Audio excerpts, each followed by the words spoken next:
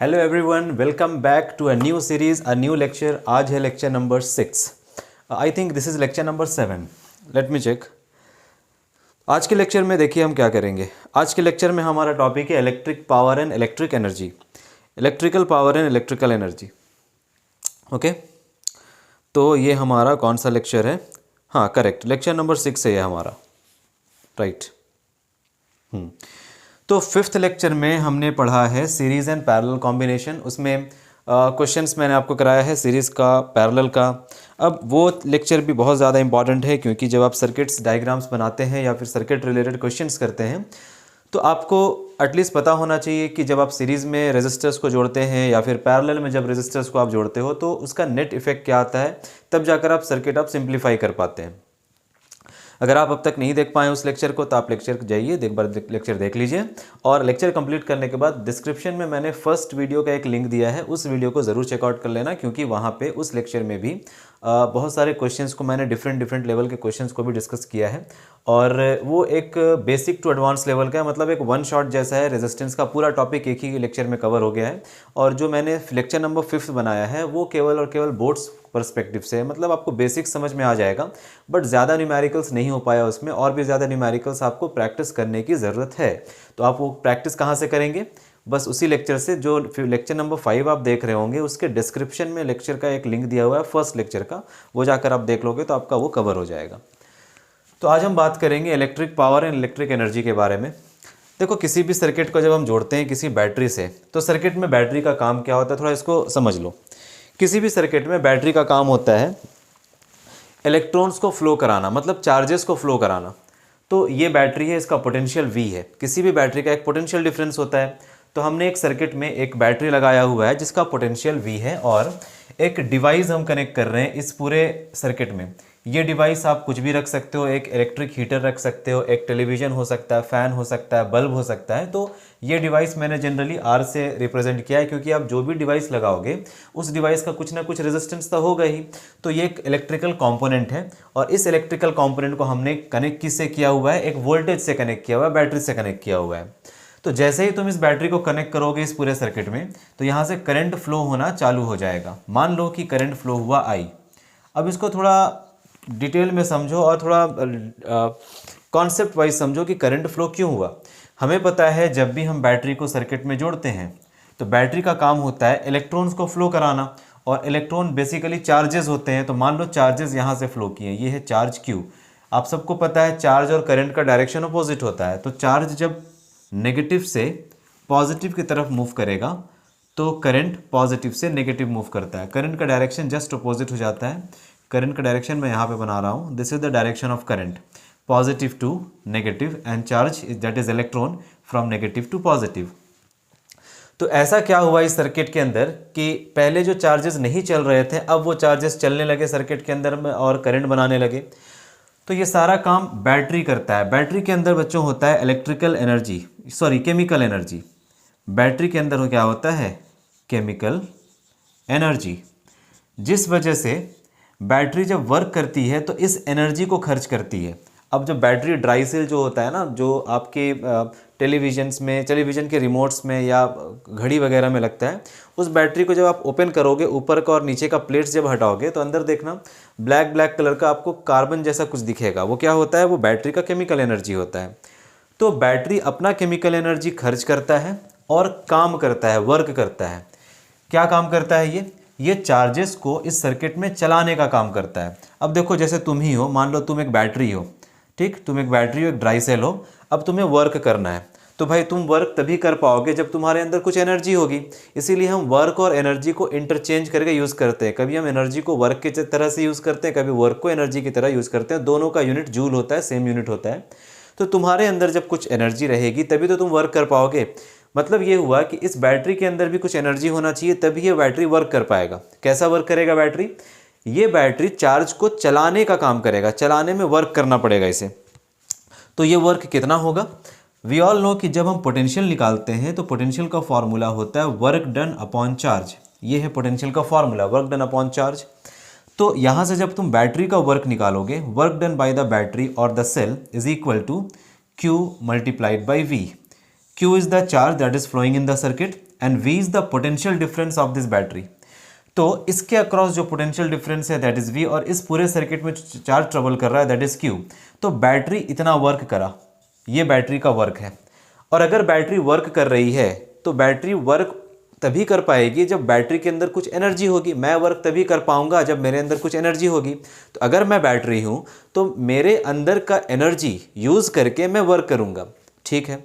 But law of conservation of energy के according जब हम वर्क करते हैं तो हमारा वर्क कंजर्व रहता है, मतलब हम जिसके ऊपर वर्क कर रहे होते हैं उस बॉडी का और मेरे बॉडी इस बॉडी का मतलब मेरे बॉडी का एक पूरा सिस्टम क्रिएट हो जाता है।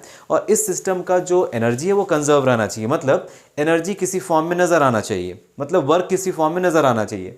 तो जब ये बैटरी अपने केमिकल एनर्जी को यूज़ करके सर्किट में चार्ज को घुमाने के लिए कुछ वर्क करेगी तो वर्क हमें किस फॉर्म में नज़र आएगा, एनर्जी के फॉर्म में। उस वर्क का कुछ हिस्सा यूज़ हो जाएगा यहाँ से जो आप आउटपुट लेना चाह रहे हैं। मान लो आप यहाँ पे बल्ब लगा रहे हो, या फिर तुम यहाँ फ़ैन लगा रहे हो, या फिर कोई दूसरा डिवाइस लगा रहे हो। तो उस वर्क का जो वर्क ये बैटरी कर रहा है उस वर्क का कुछ हिस्सा कन्वर्ट हो जाता है लाइट एनर्जी में, कुछ हिस्सा कन्वर्ट हो जाता है साउंड एनर्जी में, और कुछ हिस्सा कन्वर्ट हो जाता है इलेक्ट्रिकल एनर्जी में, और कुछ हिस्सा उसमें यूज़ होता है जिसके कारण ये चार्ज मूव कर रहा है। मतलब कुछ वर्क आप चार्ज को मूव कराने में करेंगे और कुछ वर्क आप एनर्जी में कन्वर्ट करने के लिए करेंगे। Because we all know 9th class का टॉपिक अगर सबको क्लियर है तो वर्क, एनर्जी एंड पावर, आपको पता है आप वर्क को एनर्जी में कन्वर्ट करते हो। तो ये बैटरी भी वही काम कर रही है। ये बैटरी अपने अंदर वाले केमिकल एनर्जी को यूटिलाइज करके बैटरी में सर्किट में कुछ वर्क कर रही है चार्ज को फ्लो कराने के लिए। और वो चार्ज जब वो बैटरी जब चार्ज के ऊपर वर्क कर रही है तो बैटरी का वर्क, कुछ वर्क चार्ज को घुमाने में चला जा रहा है, फ्लो कराने में चला जा रहा है, और कुछ वर्क एनर्जी के फॉर्म में कन्वर्ट हो जा रहा है। तो ये जो एनर्जी है उसी एनर्जी को हम कहते हैं इलेक्ट्रिकल एनर्जी। अभी हम थोड़ी देर के बाद इलेक्ट्रिकल एनर्जी पे भी आएंगे, फिलहाल हमें पावर समझना है। तो पावर क्या होता है कि बैटरी ने तो इतना काम किया, work done by the battery और a cell is this is work done by the battery और a cell. Work done by the battery कितना होता है work done by the battery, ये होता है Q इंटू वी, ठीक है। अगर तुम यहाँ से इस फॉर्मूला को देखोगे तो ये तुम्हारा बेसिक फार्मूला होगा, ये आज के लेक्चर का ये मेन फार्मूला होगा। तो इसको प्रॉपर वे में मैं यहाँ पे लिख रहा हूँ, work done is equal to Q multiplied by V। इसको याद रखिएगा, W equals to Q V, याद रखना है इसको। जिस तरह से भी याद रखना है आपको, जिस तरह से शॉर्ट ट्रिक लगा कर याद रखना है, बस याद कर लेना।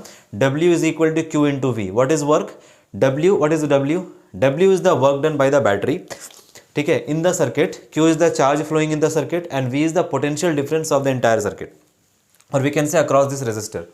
तो यहाँ पे ये जो फार्मूला है ये वर्क डन का है। अब इस वर्क डन के अकॉर्डिंग अगर हम यूनिट निकालना चाहें कि वर्क का क्या यूनिट होता है, तो देखो यहाँ से चार्ज का यूनिट हो जाएगा कूलम और पोटेंशियल डिफरेंस का हो जाएगा वोल्ट। दैट मीन्स वर्क का एक और यूनिट होता है unit of work. Unit of work यहाँ से क्या निकल कर आएगा, ये निकल कर आएगा कूलम वोल्ट, या वोल्ट कूलम बोल सकते हो। बट वर्क का एसआई यूनिट है कुछ, SI unit of work, SI unit of work is joule. याद रखना का ये ऐसा एसआई यूनिट है, ये वर्क का एसआई यूनिट है। और ये वर्क का एक और यूनिट है जो कूलम और वोल्टेज के फॉर्म में आ रहा है, चार्ज और वोल्टेज के फॉर्म में आ रहा है। आजकल देखो एग्जामिनेशन में आपसे यूनिट से रिलेटेड भी सवाल आते हैं कि बताओ कूलम वोल्ट किसका यूनिट है, कूलम वोल्ट किसका यूनिट है। तो कूलम आया चार्ज से, वोल्ट आया वोल्टेज से, Q इंटू वी हो जाता है ये फॉर्मूला। तो किसका यूनिट है, ये वर्क का यूनिट है। तो इस तरह से याद भी करते चलिएगा आप, ठीक है। तो ये हमारा आज का बेस फार्मूला हो गया। अब याद करो ज़रा पावर का डेफिनेशन क्या होता है। हम पावर या इलेक्ट्रिक पावर किसे कहते हैं, तो पावर बच्चों होता है रेट ऑफ डूइंग वर्क और rate at which energy is dissipated in the circuit, ऐसे कह सकते हैं हम। तो पावर का फॉर्मूला हो जाएगा work done, rate of doing work मतलब work done divided by time. Rate मतलब होता है टाइम से डिवाइड कर देंगे आप इसे। तो power is equal to work done divided by time. अब ये जो वर्क है इसी वर्क को हम एनर्जी कह रहे हैं, क्योंकि यही वर्क किस में कन्वर्ट हो जाएगा, एनर्जी में कन्वर्ट हो जाएगा। तो आप वर्क के प्लेस पे एनर्जी भी लिख सकते हैं। एनर्जी का अपना अलग अलग सिंबल है, जिस फॉर्म में आप एनर्जी यूज़ करना चाह रहे हो उस फॉर्म में आप एनर्जी यूज़ कर सकते हो। ओके, एक सेकंड देना। ओके, सो हम वर्क को एनर्जी की तरह भी यूज़ कर सकते हैं। तो हम वर्क डन को क्या कर देंगे, एनर्जी के फॉर्म में कन्वर्ट कर देंगे, एनर्जी बाई टाइम भी लिख सकते हैं। तो देख लो, पावर का फॉर्मूला हो गया रेट ऑफ डूइंग वर्क और rate at which energy is dissipated. Dissipated का मतलब हुआ खर्च होना। कहाँ खर्च हो रहा है एनर्जी? इस रेजिस्टर के अंदर। देखो, जब भी सर्किट में कोई इलेक्ट्रिकल डिवाइस आप कनेक्ट करते हो तो उस डिवाइस का मात्र एक काम है, वो डिवाइस आपके सर्किट में रह करके एनर्जी को खर्च करेगा, मतलब पोटेंशियल को खर्च करेगा। इसका केवल एक ही काम है, पोटेंशियल को खर्च करना और एनर्जी को खर्च करना। तो ये कितना एनर्जी खर्च करेगा, तो हम देख लेंगे कितना एनर्जी खर्च करेगा। पहले हम पावर निकाल लेते हैं। तो अगर हमें जानना है कि इस डिवाइस का पावर कितना है, मतलब ये डिवाइस कितना वर्क कर सकता है, तो हम यहाँ से पावर निकालेंगे work done divided by time. तो हम वर्क डन को कन्वर्ट करके इसमें लिख सकते हैं energy by time. Work done can be converted to energy, energy can be converted to work done. और इसी एनर्जी को हम कभी हीट के फॉर्म में लिख लेंगे एनर्जी, कभी हम किसी दूसरे फॉर्म में लिख लेंगे। तो इसी एनर्जी को कई जगह एच भी करके यूज़ किया जाता है। तो यहाँ पे अगर एच आपको मिले तो ये मत सोचना कि एच क्या है, एच वही एनर्जी है, हीट एनर्जी से कहते हैं, एच डिवाइडेड बाई टाइम। ठीक है, तो ये तीन फार्मूला है, तीन फार्मूला एक ही फार्मूला, अलग फार्मूला नहीं है। जो power is equal to work done by time है, वही power is equal to energy by time हो गया, वही power is equal to H by time हो गया। H is the heat energy, इसी का एनर्जी का एक फॉर्म हीट एनर्जी। ओके, तो ये हो गया पावर का फॉर्मूला। हमें चाहिए बताओ कि पावर का क्या फॉर्मूला होगा और क्या क्या फॉर्मूला हो सकता है। तो पावर का और फॉर्मूला क्या हो सकता है, वर्क डन के प्लेस पे देखो ये जो मेन फॉर्मूला है हमारे पास Q इंटू वी, उसे यहाँ रख देंगे, Q into V divided by T. ये पावर का एक और फार्मूला हो गया। अब इसको ज़रा चेंज करो, थोड़ा और अच्छे तरीके से लिखेंगे। सो फ्रॉम ओम्स लॉ या फिर from the formula for current we all know कि चार्ज पर यूनिट टाइम होता है करंट आई। तो यहाँ से ये कन्वर्ट हो जाएगा करंट आई में, Q divided by T is current and V, तो फॉर्मूला बन जाएगा V इंटू आई। ये एक और फार्मूला हमारे पास आ गया पावर का। ठीक, अब ओम्स लॉ में V is equal to I R put करो, V is equal to I R, ये पुट कर देंगे तो पावर का एक और फॉर्मूला हमें मिलेगा। Power is equal to I into R multiplied by I. क्या फॉर्मूला बन जाएगा, I square multiplied by R. तो ये पावर का एक और फॉर्मूला हमें मिल गया। काउंट करना केवल पावर का कितना कितना फॉर्मूलाज हम लिख रहे हैं यहाँ पे। सारे फॉर्मूलेज को आपको याद करना पड़ेगा। अगर नहीं याद कर सकते हो, मैं तरीका बता रहा हूँ, बस इस प्रोसेस को याद रखना। ये आपका बेस फॉर्मूला हो गया, इसको याद रख के चलना, क्योंकि यहीं से आप एनर्जी भी निकालोगे और पावर भी निकालोगे। ठीक है, एक बार हम V is equal to I R put कर रहे हैं, मतलब एक बार हम V का वैल्यू पुट कर रहे हैं, एक बार हम I का वैल्यू पुट कर देते हैं, V रहने देते हैं ऐसे ही, I का वैल्यू पुट कर देते हैं। तो क्या हम I ऐसे लिख सकते हैं, I is equal to V divided by R from Ohm's law. इस वैल्यू को हम इस वाले फॉर्मूला में पुट करते हैं, इस वाला formula V is equal to I, P is equal to V I में, power is equal to V multiplied by. अब I के प्लेस पे V बाई आर रखो, V बाई आर क्या फॉर्मूला बना देखो, power is equal to V square divided by R. Power is equal to V square divided by R. अब count करो total कितना फॉर्मूला पावर का आपको मिला, कितना फॉर्मूला मिला, काउंट करो। सबसे पहले पावर का formula work done divided by time, या फिर एनर्जी डिवाइडेड बाई टाइम, या फिर heat energy divided by time. फिर आप वर्क डन को कन्वर्ट कर रहे हो, देखो एनर्जी का भी फॉर्मूला यही होगा। जो वर्क डन मैं लिख रहा हूँ ना यहाँ पे, इसको तुम एनर्जी करके भी लिख सकते हो, क्योंकि यही वर्क डन एनर्जी में कन्वर्ट होता है। So energy can also be written as Q into V. ठीक है, चाहे तुम वर्क बोलो चाहे तुम एनर्जी बोलो, बात एक ही है। तो इस वर्क डन का formula Q V by T करोगे, और Q बाई टी तुम्हारा करंट होता है, तो करंट हो जाएगा I और V हो जाएगा V। So power is equal to V I. अब यहाँ पे V को चेंज करेंगे आई आर में, वैल्यू रखेंगे आई स्क्वायर आर आ जाएगा। फिर I को चेंज करेंगे V बाई आर में, पावर हो जाएगा V स्क्वायर बाई आर। तो कितना फॉर्मूला हो गया पावर का, एक फॉर्मूला तो भाई ये हो गया। एक सेकेंड, कहाँ गया ब्लैक पेन, हाँ देखो, एक फॉर्मूला तो भाई ये हो गया पावर का, जो बेसिक फॉर्मूला है पावर का। ठीक है, वर्क डन बाई टाइम या एनर्जी बाई टाइम या फिर heat by time, heat energy by time. ठीक है, एक फार्मूला ये हुआ। एक ये भी याद रख लोगे तो चलेगा, Q V divided by time, इसे भी याद रखना ज़रूरी है।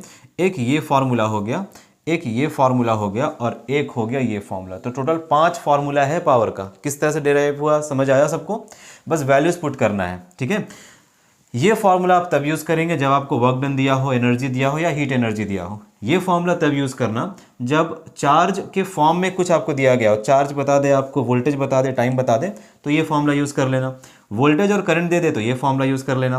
करंट और रेजिस्टेंस दे दे तो ये फार्मूला यूज़ कर लेना। वोल्टेज और रेजिस्टेंस दे दे तो ये फार्मूला यूज़ कर लेना। मतलब आपको हर तरह से, अब आपको सर्किट में कोई भी वैल्यू दे दे तो तुम यहाँ पे पावर निकाल सकते हो। क्लियर। अब पावर थोड़ा समझो, पावर क्या होता है। मान लो मेरे पास एक डिवाइस है, ये एक डिवाइस है मेरे पास। इस डिवाइस का पावर मैं बोलूँ power is equal to 100 watt. What is the unit of power? Okay, इस पे आएंगे, अभी पहले समझ लो। ये डिवाइस एक मेरे पास, इस डिवाइस का पावर है 100 वाट। तो इसका क्या मतलब हुआ? इसका मतलब ये हुआ कि अगर हम इस डिवाइस को ऑपरेट करते हैं, अगर हम इस डिवाइस को ऑपरेट करते हैं तो ये डिवाइस 1 सेकेंड के अंदर 100 जूल का एनर्जी खर्च करेगा। ठीक है, the rate at which energy is dissipated, the rate at which energy is dissipated मतलब वो रेट जिस रेट से एनर्जी ये डिवाइस खर्च करने वाला है, जिस रेट से इसमें डिवाइस में एनर्जी खर्च होने वाला है उसे हम कहते हैं पावर। रेट क्या होता है? रेट हम 1 सेकेंड्स को कहते हैं। किसी भी चीज़ को रेट कहने का मतलब है कि आप उसे टाइम से डिवाइड करें। रेट होता है यूनिटी, मतलब 1 सेकेंड का, 1 मिनट का, 1 घंटे का। तो हम 1 सेकेंड लेकर चल रहे हैं।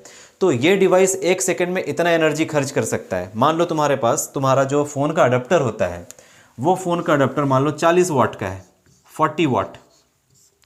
ठीक है, 40 वाट। इसका क्या मतलब हुआ? तो जब तुम उस फ़ोन के अडेप्टर को कनेक्ट करोगे सर्किट में, तो वो फ़ोन का अडेप्टर 1 सेकेंड के अंदर 40 जूल का एनर्जी खर्च करेगा। समझ आया? इसी तरह से मान लीजिए आपके घर में एक मोटर लगा है, उस मोटर का पावर है 10,000 वाट। 10,000 वाट ये पावर है उस मोटर का। इसका क्या मतलब हुआ? इसका मतलब हुआ कि वो मोटर 1 सेकेंड के अंदर 10,000 जूल का एनर्जी खर्च करेगा। तो the rate at which work is done, the rate at which energy is dissipated, the rate at which heat energy is dissipated is called as power. I hope ये clear है इतना आपको। Questions करेंगे हम लोग, पहले टॉपिक समझ लो फिर क्वेश्चंस करेंगे। अच्छे अच्छे क्वेश्चंस करेंगे। 2025 में आया वो क्वेश्चंस करेंगे, 2021, 22 ये सारा क्वेश्चंस हम लोग करने वाले हैं। आई होप ये क्लियर हो गया आपको। अब थोड़ा जान लो कि पावर का यूनिट क्या होता है। पावर का यूनिट थोड़ा जान लो।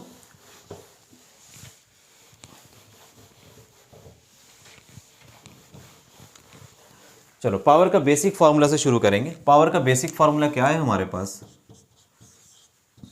Power is work done divided by time. Work done divided by time. एक काम करते हैं, वर्क के प्लेस पे हम यूनिट लिखते हैं। वर्क का यूनिट है जूल, ऐसा यूनिट, और टाइम का ऐसा यूनिट है सेकेंड्स। तो पावर का क्या हो गया?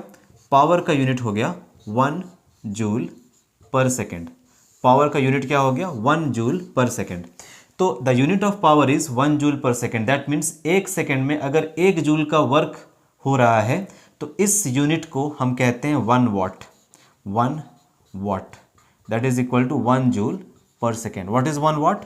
The energy of 1 joule dissipated in any device when operated to 1 second, that is called, when operated for 1 second, that is called as 1 watt। अगर कोई डिवाइस आपके पास है और ये डिवाइस 1 सेकेंड के अंदर कितना जूल का एनर्जी खर्च करे? 1 जूल का एनर्जी खर्च करे, तो इस डिवाइस का पावर होगा 1 वाट। वाट का सिंबल है 1 कैपिटल W। ठीक है, वाट का सिंबल कैपिटल W, और ये जब लेटर्स में लिखोगे तो स्मॉल w लिखना। ठीक है ना? ठीक है, ये बात हो गया। तो what is what? What is the SI unit? What is the SI unit? SI unit of power. SI unit of power क्या है? Watt। स्मॉल w लिखेंगे, सॉरी अगर सिंबल में लिख रहे हैं तो कैपिटल W लिखेंगे। ठीक है, सिंबल में कैपिटल W, और अगर वर्ड्स में लिख रहे हैं तो small w, WATT।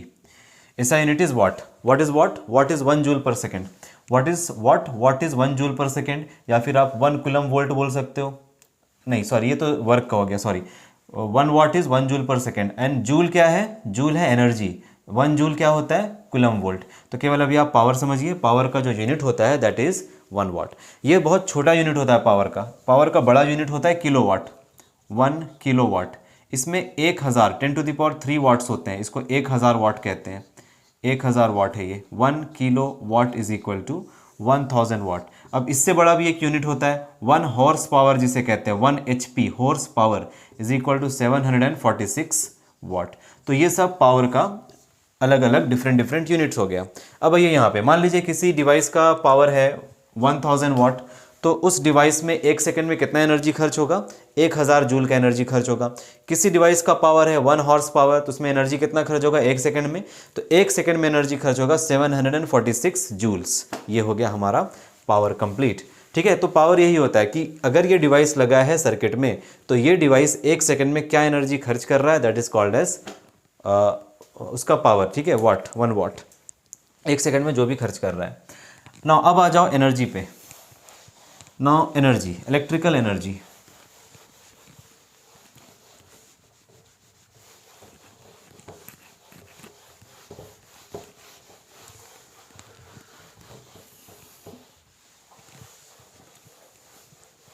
Electrical energy.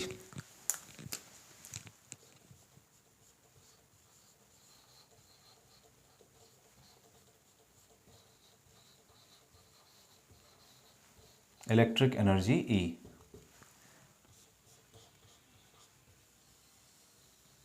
देखिएगा क्या है इलेक्ट्रिक एनर्जी। अभी हमने देखा था पावर का फॉर्मूला, पावर होता है work done divided by time. तो यहीं से शुरू करते हैं।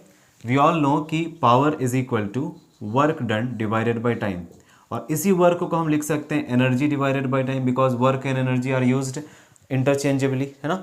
तो हम पावर को यूज़ कर सकते हैं work done by time and energy by time. तो हमें एनर्जी से मतलब है, तो पावर का ये वाला फॉर्मूला यूज़ कर लेते हैं, एनर्जी डिवाइडेड बाय टाइम। तो ये हो जाएगा energy E is equal to power multiplied by time. Energy E is equal to power multiplied by time. ये आपका हो गया बेस फार्मूला एनर्जी का। इस फार्मूला को याद रखेंगे, ये हो गया हमारा पावर का बेस, सॉरी एनर्जी का बेस फार्मूला। अब याद करो पावर का क्या क्या फार्मूला हमारे पास था। पावर का पहला फार्मूला क्या था, पावर के प्लेस पे हम वी आई पुट कर देते हैं, पहला फार्मूला पावर का, या फिर वो वाला फार्मूला यूज़ कर दो, power is equal to Q V. Power is equal to work done होता है Q into V divided by time. तो अगर यहाँ पे तुम energy E is equal to power के प्लेस पे क्या रख देंगे, सॉरी पावर, हाँ करेक्ट, वर्क डन के प्लेस पे हो जाएगा क्यू इंटू वी। देखो यहाँ पे power is equal to work done divided by time, और वर्क क्या होता है, वर्क होता है क्यू इंटू वी, यहाँ रख दो value Q into V divided by time.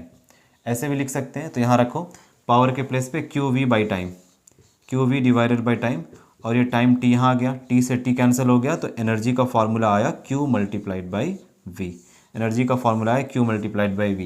यही बात मैं आपको बता रहा था कि जब आप वर्क का फॉर्मूला यूज़ करते हो क्यू इंटू वी, तो वर्क को हम एनर्जी की तरह भी यूज़ कर सकते हैं। तो हम एनर्जी का फॉर्मूला भी कह सकते हैं क्यू इंटू वी होगा, चाहे वर्क हो चाहे एनर्जी हो, फॉर्मूला होगा क्यू इंटू वी, या फिर हीट एनर्जी बोल लो। तो ये फॉर्मूला भी आपको याद रखना है क्यू इंटू वी, ठीक है। और फॉर्मूला देखो एनर्जी का, एनर्जी का और फॉर्मूला देखो। अब हम पावर का अलग अलग फॉर्मूला पुट करेंगे। पावर का 3 फार्मूला जो मैंने बाद में कराया था वो यहाँ लिख रहे हैं, देख लो इसको। Power is equal to V into Y, पहला formula. Second formula is power is equal to I square R. Third formula है power is equal to V square divided by R. अब ये सारा फॉर्मूला का वैल्यू वहाँ put करेंगे, सारे values को यहाँ पुट करो। पहला फॉर्मूला क्या है, देखो एनर्जी का जो फॉर्मूला है, energy is equal to power multiplied by time. Power के प्लेस पे पहले फर्स्ट वाला फॉर्मूला यूज़ करो, वी आई टी, ये हो गया एनर्जी का पहला फॉर्मूला। फिर energy is equal to power multiplied by time, power में सेकेंड वाला फॉर्मूला आई स्क्वायर आर, इसे पुट करेंगे तो ये हो जाएगा I square R multiplied by T, ये हो गया दूसरा फॉर्मूला। इसी तरह से यहाँ power is equal to V square by R. अब वी के प्लेस पे ये जो वी पावर है, पावर के प्लेस पे V square by R put कर दो, E is equal to V square by R multiplied by T, ये हो गया। ये 3 फार्मूला हो गया एनर्जी का। जिस तरह पावर का फॉर्मूला था उस तरह एनर्जी का फॉर्मूला। एक्चुअली देखो तो तुम ये पावर इंटू टाइम ही है।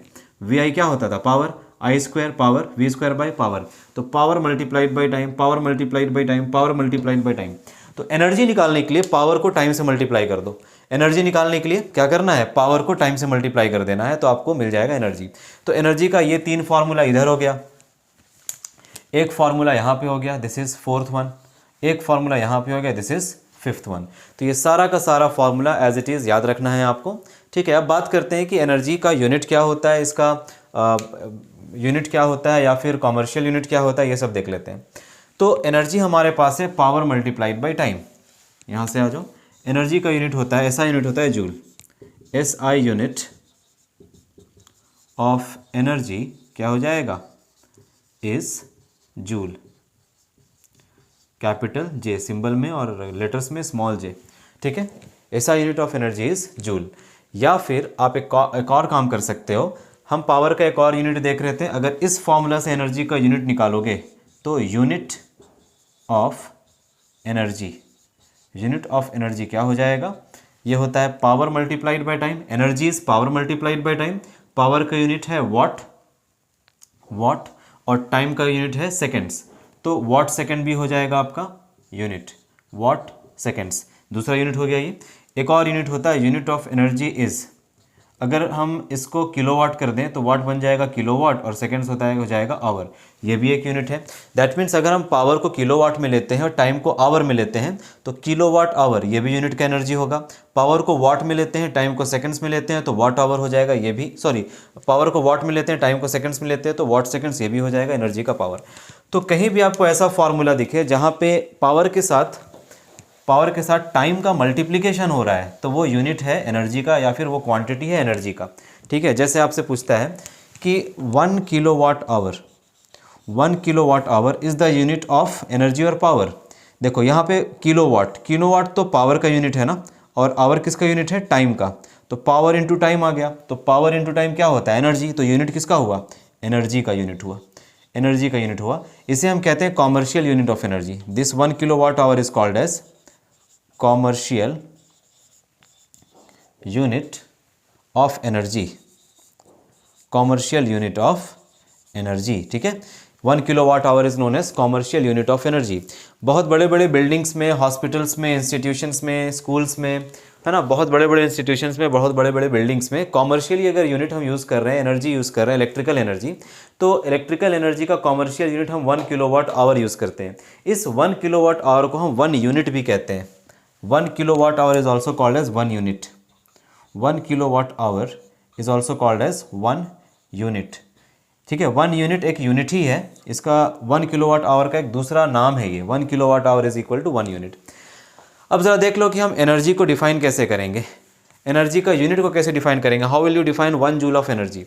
तो 1 जूल ऑफ एनर्जी क्या है, अगर हम 1 वाट का पावर यूज़ कर रहे हैं, 1 वाट का पावर यूज़ कर रहे हैं कितने टाइम के लिए, 1 सेकंड के लिए, तो उस डिवाइस में एनर्जी कितना खर्च हो जाएगा, 1 जूल का एनर्जी खर्च हो जाएगा, ठीक है। तो ये हो गया इसका यूनिट।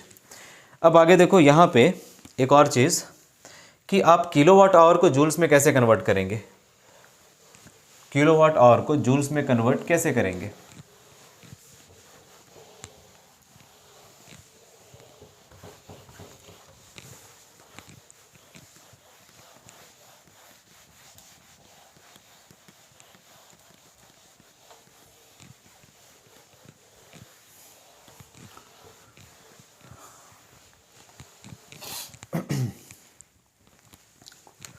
वन किलोवाट आवर इसको कन्वर्ट करना है हमें जूल्स में, कैसे होगा। तो 1 किलोवाट आवर को we can write 1 kilowatt multiplied by 1 hour, और 1 किलोवाट में होता है 10⁻³ वाट्स मल्टीप्लाइड बाई 1 आवर को हम लिख सकते हैं, अगर सेकंड्स में इसको लिखेंगे तो ये हो जाएगा 60 मल्टीप्लाइड बाई 60 सेकंड्स, ठीक है। 60, पहले 1 किलोवाट आवर को तुम मिनट में कन्वर्ट करो, फिर मिनट को सेकंड्स में कन्वर्ट करो, तो इन सब को मल्टीप्लाई जब कर दोगे तो ये हो जाएगा 36, 1 2 एंड यहाँ पे 3 5 जीरोस हो जाएगा, 5 जूल पर सेकंड। क्यों जूल पर सेकंड है, क्योंकि देखो ये जो वाट होता है, ये वाट होता है 1 watt is equal to 1 joule per second. 1 watt का वैल्यू होता है 1 जूल पर सेकंड, ठीक है। तो 10⁻³ वाट है तो ये हो जाएगा 10⁻³ जूल सेकेंड्स। तो यहाँ पे जूल सेकेंड्स, जूल पर सेकेंड्स, और यहाँ पे 1 सेकंड और है, तो ये सेकंड इस सेकंड से कैंसिल हो जाएगा क्योंकि ये डिनोमिनेटर में, ये न्यूमरेटर में, बच जाएगा जूल्स। तो ये हो जाएगा 3 1 2 एंड 3 जीरोस, मतलब 5 जीरोस होगा ना यहाँ पे, इसको ऐसे लिख लेते हैं 10⁻³ जूल सेकेंड्स इंटू 3600। तो यहाँ 3 जीरोस, यहाँ 2 जीरोस, तो ये बन जाएगा 3 6 1 2 3 4 5 1 2 3 4 5 3 जीरो एंड 2 जीरो जूल्स, क्योंकि यहाँ सेकंड्स है और यहाँ पर सेकंड है, जूल पर सेकंड, ये कैंसिल हो जाएगा। अब इसको डेसिमल में जब कन्वर्ट करेंगे तो ये आ जाएगा 3.6 मल्टीप्लाइड बाई 10⁻6 जूल्स, 10⁻6 जूल्स। देखो डेसिमल फिलहाल यहाँ पे है, इस डेसिमल को यहाँ पे शिफ्ट करना है, तो जब भी डेसिमल पीछे शिफ्ट होता है तो देख लेना कितना जीरोस पीछे आ रहा है, 1 0 2 3 4 5 एंड 6, 6 जीरो पीछे आया। फिर यहाँ डेसिमल लगेगा, डेसिमल फिलहाल यहाँ पे है, तो जब यहाँ डेसिमल लगेगा तो इसके आगे कितना जीरोस है, कितना डिजिट्स है, 1 2 3 4 5 6, तो 10 का पावर में उतना जीरो लगा देते हैं, ठीक है। अगर 10 का पावर में डेसिमल के बाद अगर 5 डिजिट है तो 10 का पावर में 5 हो जाएगा, डेसिमल के बाद 6 डिजिट है, 10 का पावर 6 हो जाएगा। तो 1 किलोवाट आवर में इतना जूल होता है एनर्जी, 3.6 इंटू 10⁻6 जूल्स। देखो एनर्जी का जो 3 फॉर्मूला हमने अभी देखा है, energy is equal to VIT, energy is equal to VIT, energy is equal to I square R T और energy is equal to V square by R multiplied by T. इन तीनों formula में ये जो फार्मूला ये थोड़ा ज़्यादा important है क्योंकि इस फार्मूला से हम निकाल सकते हैं कि इस डिवाइस में कितना हीट एनर्जी जनरेट हुआ। जैसे मान लो ये वोल्टेज है बैटरी का, ये बैटरी कनेक्ट करने के बाद हम एक प्योरली रेजिस्टिव सर्किट लेते हैं। प्योरली रेजिस्टिव सर्किट का मतलब है कि उस सर्किट में केवल एक वायर लगा है जिसका रेजिस्टेंस है और कोई डिवाइस नहीं, केवल एक रेजिस्टेंस, हाई रेजिस्टेंस वायर लगा है। जैसे ये वायर क्या क्या हो सकता है, ये वायर हो सकता है टंगस्टन, है ना। ये वायर क्या हो सकता है, ये होता है टंगस्टन हो सकता है, वोल्फ्राम हो सकता है, या फिर कोई दूसरा अलॉय हो सकता है। अलॉय का रेजिस्टिविटी बहुत हाई होता है। हमारा मकसद क्या है यहाँ पे, हम यहाँ पे हीट एनर्जी निकालना चाह रहे हैं कि इस वायर में हमें हीट एनर्जी कितना जनरेट करना पड़ेगा या कितना जनरेट होगा। क्यों ऐसा है, देखो हीट एनर्जी को हम यूटिलाइज़ कर सकते हैं। ठंड के समय में हम इलेक्ट्रिक हीटर में या फिर इलेक्ट्रिक वाटर हीटर में, गीज़र्स में, इलेक्ट्रिक टोस्टर में, इलेक्ट्रिक आयरन्स में तो हीट एनर्जी हम यूज़ करेंगे। तो यूटिलाइजेशन पर्पज़ के लिए हम चाहते हैं कि सर्किट में हमें हीट जनरेट अच्छा खासा मिले ताकि हम उसको अच्छे पर्पज़ के लिए यूज़ कर पाएँ। तो उसके लिए हमें क्या करना पड़ता है, हम सर्किट में एक प्योरली रेजिस्टिव सर्किट बनाते हैं। प्योरली रेजिस्टिव सर्किट का मतलब है कि आप सर्किट में केवल एक ऐसा वायर जोड़ दो जिसका रेजिस्टेंस बहुत हाई हो। तो किसका रेजिस्टेंस बहुत हाई होता है, अलॉयज़ का। टंगस्टन हो गया, है ना, मैंगनीन हो गया, कॉन्स्टेंटेन हो गया, ये सब अलॉयज़ होते हैं। जैसे बल्ब का फिलामेंट देखते हो, पहले जो बल्ब आते थे जो येलो जलते थे, इस तरह से बल्ब का शेप होता था। इनका फिलामेंट्स बना होता था कुछ वायर से, इस वायर का नाम होता था टंगस्टन। तो ये जो कोयल अंदर है, ये जो मटेरियल अंदर है, इसका रेजिस्टेंस बहुत हाई है। तो जब करंट इसमें जाता था तो ये वायर ग्लो करने लगता था, ये वायर ग्लो करने लगता था और ये जलने लगता था, रेड हॉट होकर के जलने लगता था और इसमें से हीट जनरेट होता था अच्छा खासा। तो इसीलिए हम चाहते हैं कि हम इस हीट एनर्जी को यूटिलाइज कर लें। तो किसी भी प्योरली रेजिस्टिव सर्किट में हम ये फॉर्मूला यूज़ करके हीट एनर्जी को कैलकुलेट कर सकते हैं। इसीलिए यहाँ पे एनर्जी के प्लेस पे हम लिखते हैं heat energy H is equal to I square R T. तो इस रेजिस्टर में कितना हीट एनर्जी जनरेट हुआ या इस अलॉयज़ में कितना हीट एनर्जी जनरेट हुआ कैसे निकालेंगे, तो हम देख लेंगे कि उस रेजिस्टर में कितना करंट गया। ठीक है, हम देखेंगे उसका रेजिस्टेंस कितना है, उसमें कितने टाइम के लिए वो यूज़ हो रहा है, कितने टाइम के लिए उसमें करंट फ्लो कर रहा है। तो इस फॉर्मूला के अकॉर्डिंग हम निकाल सकते हैं कि इसमें कितना हीट एनर्जी जनरेट हुआ, कितना हीट एनर्जी प्रोड्यूस हो पाया। तो मान लो कि करंट 3 एम्पियर जा रहा है तो कितना हीट एनर्जी जनरेट होगा। नंबर 1, हीट एनर्जी जो बनेगा वो डायरेक्टली प्रोपोर्शनल होगा करंट के स्क्वायर से। अगर 3 एम्पियर का करंट जा रहा है तो 9 गुना बनेगा, 3 का स्क्वायर 9 गुना हीट एनर्जी जनरेट होगा। और अगर 2 एम्पियर का करंट जा रहा है तो 4 गुना हीट एनर्जी जनरेट होगा। 10 एम्पियर करंट जा रहा है तो 100 गुना हीट एनर्जी जनरेट होगा, बिकॉज यहाँ पे स्क्वायर करना है। I hope I am clear. तो इसी तरह से आप आगे फैक्टर्स देखो और कौन कौन फैक्टर्स पर डिपेंड कर रहा है ये एनर्जी, हीट एनर्जी जो जनरेट हो रहा है। दूसरा फैक्टर है resistance, second factor is resistance. तो heat energy that is generated in this coil is also directly proportional to the resistance of the coil. इस कॉइल का रेजिस्टेंस क्या है, अब आप देख पा रहे हैं जितना ज़्यादा रेजिस्टेंस उतना ज़्यादा हीट एनर्जी हमें मिलेगा। तो कौन से मटेरियल का रेजिस्टेंस बहुत हाई होता है, अलॉयज़ का, है ना। अलॉयज़ का रेजिस्टेंस बहुत हाई होता है, इसीलिए हम इस तरह के सर्किट में जनरली अलॉयज़ को ही यूज़ करते हैं। अलॉयज़ को यूज़ करने का एक और रीज़न है। पहला रीज़न तो ये कि इनका रेजिस्टेंस और रेजिस्टिविटी हाई होता है, और दूसरा रीज़न ये है कि इन अलॉयज़ का मेल्टिंग पॉइंट ये थोड़ा ज़्यादा होता है, ये तुरंत मेल्ट नहीं करते, ये इनका मेल्टिंग पॉइंट ज़्यादा होता है, हाई मेल्टिंग पॉइंट होता है। मान लो अगर तुम यहाँ पे अलॉयज़ नहीं लगाकर कोई प्योर मेटल लगा रहे हो, मान लो तुम सिल्वर मेटल लगा रहे हो या फिर एल्यूमिनियम का कोई प्योर मेटल से ये कॉइल बना रहे हो, तो क्या होगा, करंट जाएगा, इसमें हीट जनरेट होगा और हीट जनरेट होने के कारण वो ग्लो करने लगेगा या फिर वो इतना हीट अप हो जाएगा कि वो मेल्ट होकर के ब्रेक हो जाएगा और सर्किट ब्रेक होने के कारण फिर ये बल्ब फ्यूज़ हो जाएगा। तो उससे बचाने के लिए हम चाहते हैं कि हीट जनरेट अगर हो रहा है तो हम ऐसा मटेरियल लें कि हीट जनरेट होने के कारण वो मेल्ट ना हो। तो कौन सा मटेरियल सूटेबल है इसके लिए, अलॉय सूटेबल है। ओके, तो हीट तो रेजिस्टेंस पे भी डायरेक्टली प्रोपोर्शनल है। और तीसरा फैक्टर यहाँ पे time, heat is also directly proportional to time. आप कितने टाइम के लिए वहाँ पे उसमें सर्किट में करंट को फ्लो करा रहे हो, 1 घंटे के लिए, 2 घंटे के लिए, आधे घंटे के लिए, तो जितना देर तक उसमें करंट जाएगा उतना ज़्यादा हीट जनरेट होता रहेगा। जितने कम टाइम के लिए जाएगा कम हीट जनरेट होगा। इसीलिए देखो जब हम इलेक्ट्रिक हीटर यूज़ करते हैं या वाटर गीज़र यूज़ करते हैं तो हम ऑन करके थोड़ा छोड़ना पड़ता है। ऐसा नहीं कि ऑन करके तुरंत ऑफ कर दिया गया हो। अगर ऑन करके तुरंत ऑफ कर दोगे तो हीट बनेगा ही नहीं, क्योंकि तुम टाइम बहुत कम कर दे रहे हो। अगर हीट ज़्यादा चाहिए तो टाइम बढ़ाना पड़ेगा, इसीलिए 10 मिनट 15 मिनट चला करके छोड़ दो ताकि वो गर्म हो जाए, और गर्म होने के बाद तुम गर्म पानी यूज़ कर सकते हो। तो इस तरह से इस फॉर्मूले के अकॉर्डिंग हम निकाल सकते हैं कि किसी भी प्योरली रेजिस्टिव सर्किट के अंदर हीट कितना जनरेट हो रहा है। तो ये जो फॉर्मूला है इसे हम कहते हैं, या जो ये तरीका है निकालने का, इसे हम कहते हैं Joule's law of heating. This is known as Joule's law of heating, Joule's law of heating.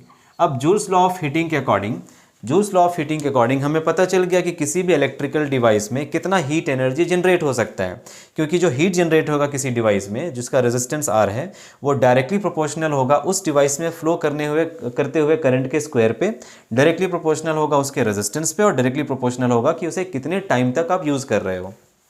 ठीक, अब यहाँ पे बात आती है कि और क्या क्या प्रैक्टिकल एप्लीकेशन है जूल्स लॉ ऑफ हीटिंग का।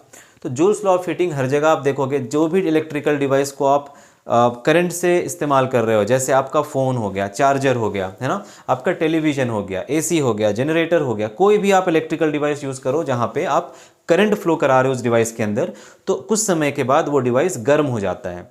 तो ये जो गर्म हो रहा है, ये गर्म क्यों हो रहा है? Because of the electricity, current जा रहा है इसके अंदर तभी वो गर्म हो रहा है। तो इसीलिए हम इसे कहते हैं heating effects of current, current का हीटिंग इफेक्ट। इसके बाद वाले चैप्टर में हम पढ़ेंगे magnetic effects of current. Current के कारण दो इफेक्ट्स आते हैं, एक तो आता है हीटिंग इफेक्ट, एक आता है मैग्नेटिक इफेक्ट्स। तो मैग्नेटिक इफेक्ट्स हम लोग करने वाले इसके बाद वाले चैप्टर में। अभी हमें छोटा सा पोर्शन में कवर करना है हीटिंग इफेक्ट। करंट गया किसी डिवाइस के अंदर, ठीक है, करंट उसमें फ्लो हो रहा है, तो करंट क्या करेगा, उस डिवाइस का टेम्परेचर बढ़ा देगा, क्योंकि करंट जा रहा है ना, जब करंट फ्लो होता है तो उसके अंदर जो इलेक्ट्रॉन्स होते हैं, डिवाइसेस के अंदर, वायर्स के अंदर इलेक्ट्रॉन्स होते हैं, इलेक्ट्रॉन्स आपस में टकराव करते रहते हैं, कोलिजन करते रहते हैं, जिसके कारण रेजिस्टेंस प्रोड्यूस होता है। तो जब बहुत ज़्यादा रेजिस्टेंस प्रोड्यूस होने लगेगा, या फिर अगर वायर का रेजिस्टेंस ज़्यादा होगा तो डिवाइस गर्म होने लगेगा। और वो गर्म हो रहा है तो किसके कारण हो रहा है? Because of the collision of electrons, अगर माइक्रोस्कोपिक लेवल पर आप देखोगे तो। और अगर आपको इस तरह समझना है कि किसी भी डिवाइस का रेजिस्टेंस है तो वो डिवाइस गर्म ज़रूर होगा। तो अगर तुम चाहते हो कि तुम्हारा डिवाइस कम गर्म हो तो क्या करेंगे, हम उसका रेजिस्टेंस कम से कम रखने की कोशिश करेंगे, तो वो कम गर्म होगा। अगर ज़्यादा रेजिस्टेंस कर दोगे तो उसका हीट जनरेट ज़्यादा हो जाएगा, दैट मीन्स उसमें ज़्यादा हीट प्रोड्यूस होगा, वो ज़्यादा गर्म होगा। तो ये था प्रैक्टिकल एप्लीकेशंस। अगर आपसे पूछे कि write some practical application on the basis of Joule's law of heating या फिर हीटिंग इफेक्ट्स ऑफ करंट, तो आप बता देना कि इलेक्ट्रिक हीटर को हम गर्म करते हैं फॉर आवर प्रैक्टिकल पर्पसेस। हाँ, टोस्टर्स में हम टोस्ट वगैरह को गर्म करते हैं, या फिर इलेक्ट्रिक आयरन जो हम प्रेस वगैरह करते हैं तो उसमें भी हम देखते हैं कि इलेक्ट्रिक आयरन गर्म हो जाता है, तो हम इजीली प्रेस वगैरह करते हैं कपड़ों में। तो ये सब क्या हो गया, प्रैक्टिकल एप्लीकेशंस हो गया किसका, हीटिंग इफेक्ट्स ऑफ करंट का। आई होप ये इतना क्लियर है आपको। अब इसके बाद एक और बात आती है कि हीटिंग इफेक्ट्स ऑफ करंट में एक और एप्लीकेशन है फ्यूज़ वायर का। फ्यूज़ वायर हम किस लिए इस्तेमाल करते हैं? जैसे सॉकेट में फ्यूज़ लगा होता है ना, फ्यूज़ वायर्स या फ्यूज़ सर्किट्स होता है ना, तो फ्यूज़ क्यों लगाते हैं हम किसी भी सर्किट में? देखो, मान लो आपके पास फ़ोन है, आप मार्केट गए, मम्मी पापा को बोले कि मम्मी पापा मेरे को एक बढ़िया सा कोई स्मार्टफोन दिला दो। ठीक है, मम्मी पापा आपसे बहुत प्यार करते हैं, ठीक है, सैल्यूट है उनके इस जज्बे को कि वो अपने हर बच्चे की ख्वाहिश को, विश को पूरा करना चाहते हैं। तो क्या करेंगे मम्मी पापा क्या करेंगे, आपको फ़ोन दिला देंगे। मान लो आपने ख़रीदा एक महंगा सा स्मार्टफोन, चलो भाई सही है। अब उस स्मार्टफोन के साथ आपको मिला चार्जर या फिर अडप्टर, ठीक है, और उस चार्जर के अंदर एक छोटा सा फ्यूज़ होता है। मान लो ये फ्यूज़ है छोटा सा उस अडप्टर के अंदर। तो भाई ये फ्यूज़ क्यों है उस अडप्टर के अंदर? अब देखो, अब तुम इस अडप्टर से अपने फ़ोन को चार्ज कर रहे हो, क्या हुआ, सॉकेट में अचानक से करंट, इस फ़ोन को चार्ज करने के लिए मान लो तुम्हें 3 एम्पियर का करंट चाहिए था, तो 3 एम्पियर का करंट जब तक मिला, 1 एम्पियर 2 एम्पियर 3 एम्पियर मैक्सिमम जब तक मिला तो अच्छे से चार्ज हो रहा था ये अडप्टर। बट जब यहाँ पे करंट सडनली इंक्रीज़ किया, मान लो अचानक से कुछ ऐसा हुआ कि शॉर्ट सर्किटिंग के कारण या फिर ओवरलोडिंग के कारण करंट बहुत ज़्यादा बढ़ गया, तो तुम्हारे अडप्टर में भी कितना करंट जा रहा होगा, 10 एम्पियर का करंट जा रहा होगा। तो ये फ्यूज़ अब वर्क करेगा। अब फ्यूज़ क्या करेगा, ये अपने वायर को मेल्ट कर देगा। दैट मीन्स यहाँ पे जो करंट जा रहा है, ये करंट इस फ्यूज़ वायर के अंदर जो वायर है, इस वायर को मेल्ट कर देगा बिकॉज ऑफ हीटिंग इफेक्ट। यहाँ पे हीट होगा ये वायर, और ये वायर हीट होकर के गल जाएगा या मेल्ट हो जाएगा, और सर्किट ब्रेक हो जाएगा, और आगे कोई भी करंट जाने नहीं देगा। मतलब ये हुआ कि ये फ्यूज़ वायर अपना बलिदान दे करके तुम्हारे अडप्टर को या तुम्हारे स्मार्टफोन को बचा लेगा। तो ये फ्यूज़ वायर एक सेफ्टी डिवाइस होता है। क्या होता है? एक सेफ्टी डिवाइस होता है जो लगाना बहुत ज़रूरी है। आप अपने घरों में भी देखोगे तो इलेक्ट्रिकल सर्किट्स में जब आप वायरिंग वगैरह कराते हैं तो आपके स्विचेस में, बोर्ड्स में एमसीबी लगा होता है, मेन बोर्ड्स में एमसीबी लगा होता है, या फिर स्विच बोर्ड्स में एक छोटा सा फ्यूज़ लगा होता है, उसमें इस तरह से एक वायर होता है। तो इस वायर का खास बात क्या है? खास बात यह है कि इस वायर का मेल्टिंग पॉइंट हम कम रखते हैं, इसका मेल्टिंग पॉइंट कम रखना पड़ेगा, तभी जाकर ये फ्यूज़ वर्क करेगा। मेल्टिंग पॉइंट क्या होगा?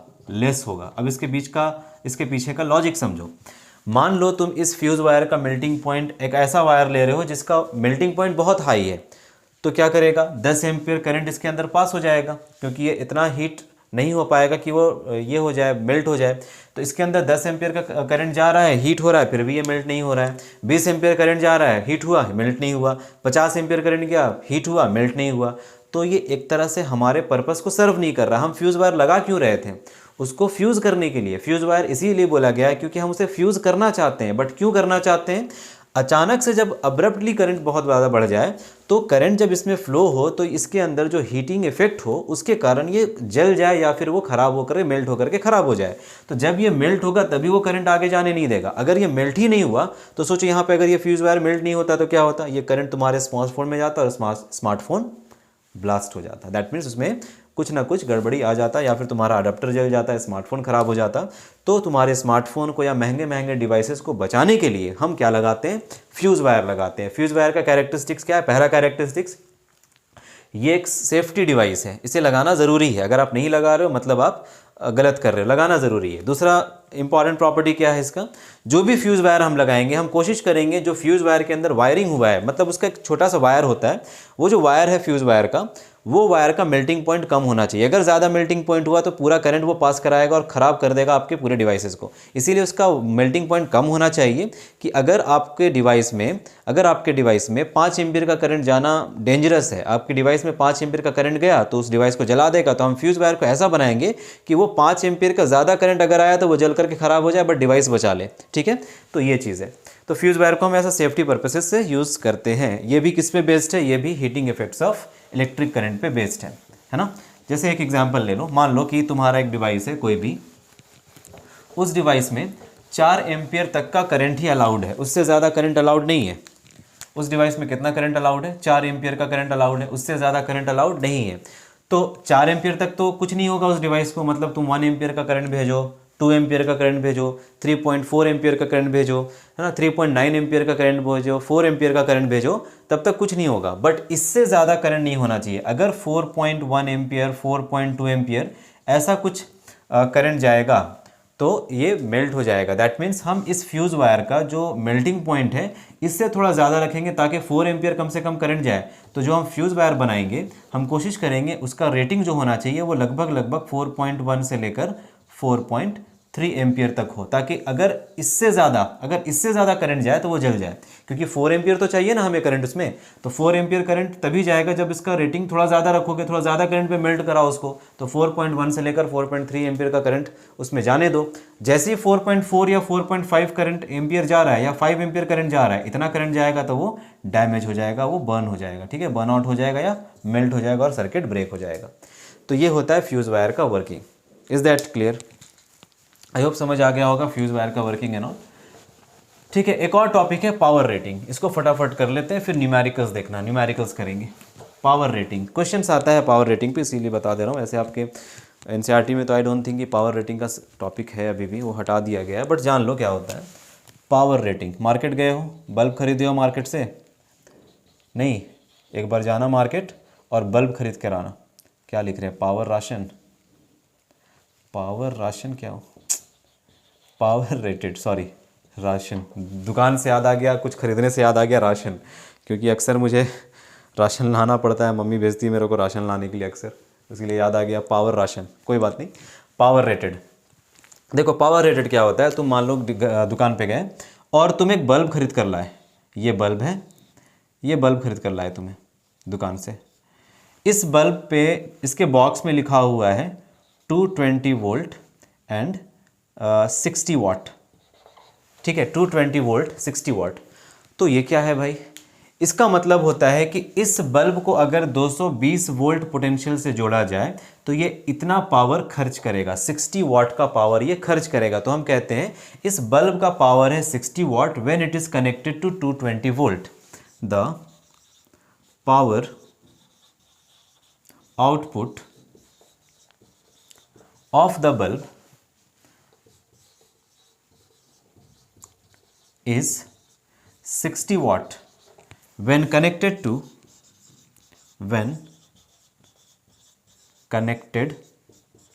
a potential difference of कितना 220 वोल्ट।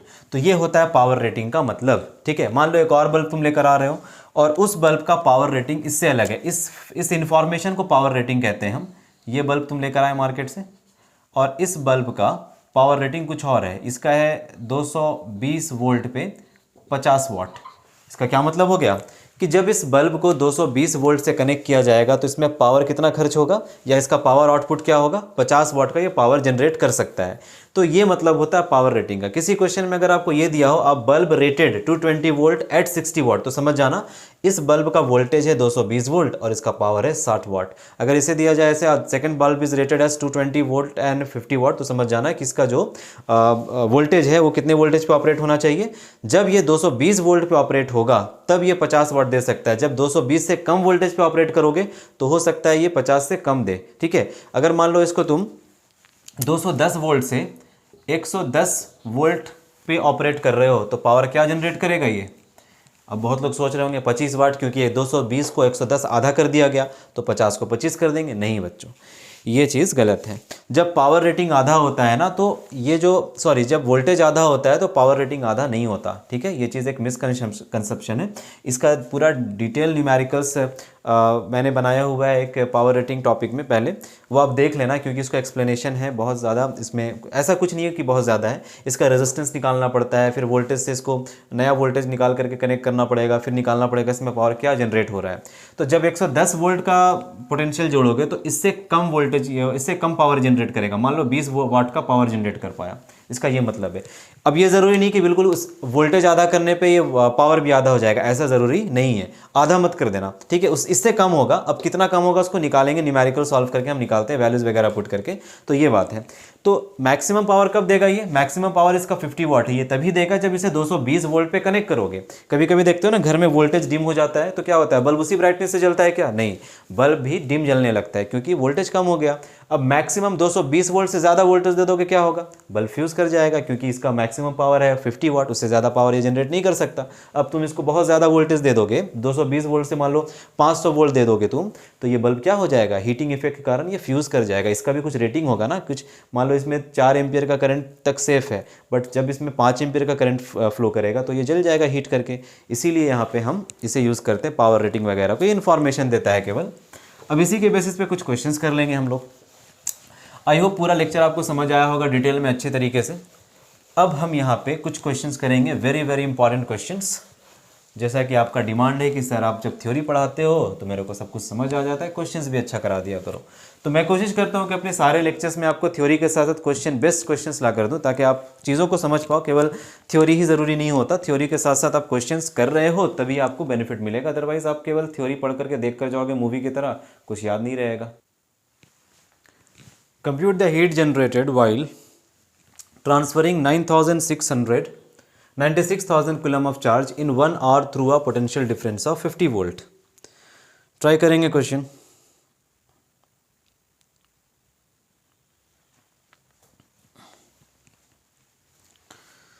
ठीक है, क्वेश्चन ट्राई करेंगे। तो क्या दिया गया है हमें क्वेश्चन नंबर 1 में, ये तीनों क्वेश्चन एनसीईआरटी से मैंने लिया हुआ है, इसमें आप देख लो क्या क्या आंसर्स होगा।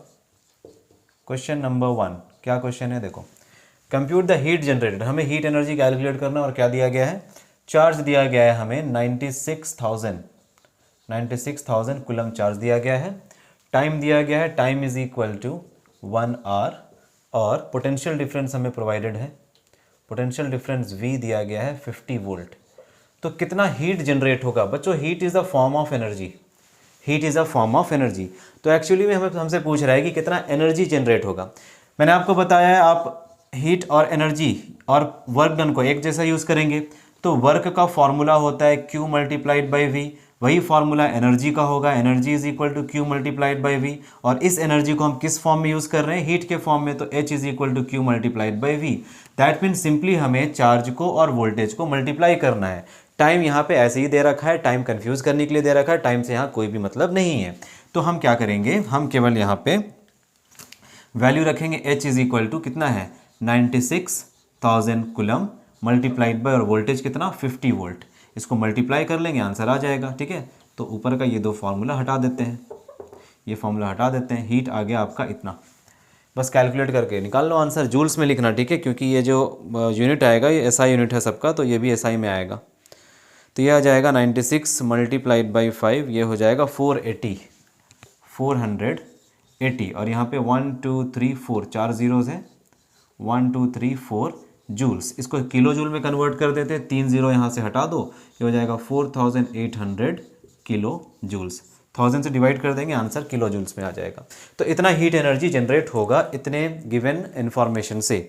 क्वेश्चन नंबर 2 देखिए, एक इलेक्ट्रिक आयरन है, इस इलेक्ट्रिक आयरन को हम कितना करंट दे रहे हैं, 5 एम्पीयर का करंट इसमें फ्लो हो रहा है, और इस इलेक्ट्रिक आयरन का क्या है ये रेजिस्टेंस है 20 ओम। इसे 30 सेकंड के लिए जब यूज़ किया गया तो इसमें कितना हीट जनरेट हुआ, ये आपसे पूछा गया है। क्वेश्चन नंबर 1 हटा देता हूँ,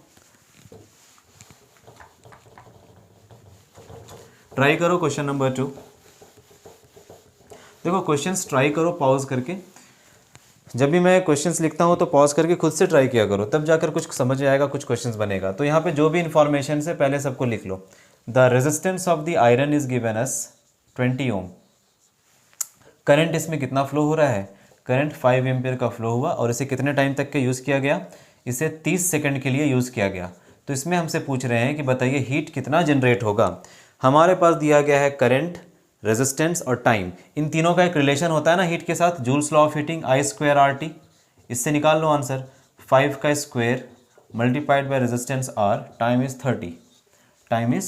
30, resistance is R is 20 and time is 30।